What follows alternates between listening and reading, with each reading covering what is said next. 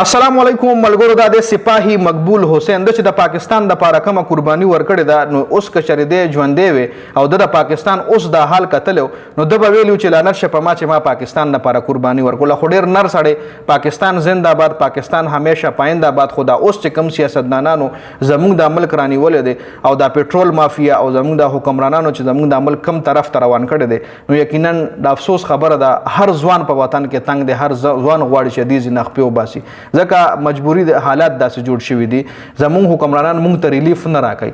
نو په دې وجه باندې سپاهي مقبول حسین چې پاکستان لپاره کومه کار مطلب قرباني ورکړې ده یقینا په تاریخ کې به ټول عمر یاد لرل کېږي سپاهي مقبول حسین د انډیا په جیل کې 40 کاله تیر کړي دي 40 کاله جیل د پاکستان د لپاره تیر کړي د پاکستان عزت ساتلو د لپاره تیر کړي دي اوس دنه په جیل کې د انډیا پولیسو په د باندې څومره تشدد کړي دي دنه به څه ډیمانډونه کول پاغه په دې ویډیو کې خبره کوي سپاهي مقبول حسین دنه نکونه وښکلی وجي دنه ایون جبم کټ کړي و د چې راپری خو د چاړاو د چې راپری خو د چاړاو د چې پاکستان حدود ته راغو د چاړاو جبه ته کټ کړي و او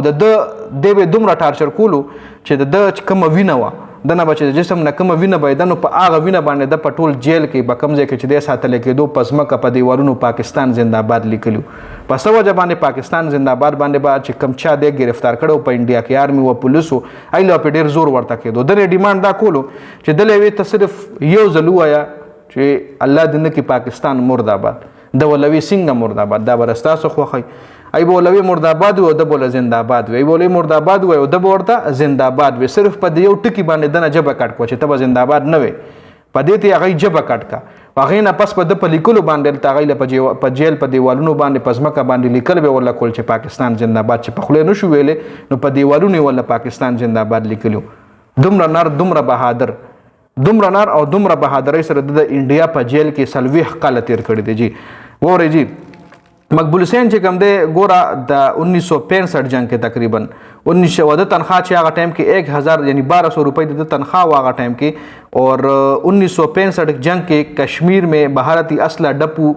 तबाह करके वापस आ रहा था कि जख्मी हो गया 1965 जंग के द कश्मीर द इंडिया यो असली असलहा डेपू कमजे के चेगई असला जमा कई हगे वला तबाह को वापस روانو چې زخمی شو د سر نور مرګري مونږ د مرګرو لوي تاسو زئی او زاسم زخمی مزنه شم پلانو زه بدل ته دای سره لګه مقابله کوم دای بس سټاپ کوم سره تاسو پسې درځینه او تاسو زئی خپل وباسي نو دای الته ایثار شو نو دای بیا هغه گرفتار کو انډیا چې کوم آرمي واغی گرفتار کو هغه ځان سره وساتلو او دومره وهل ټکول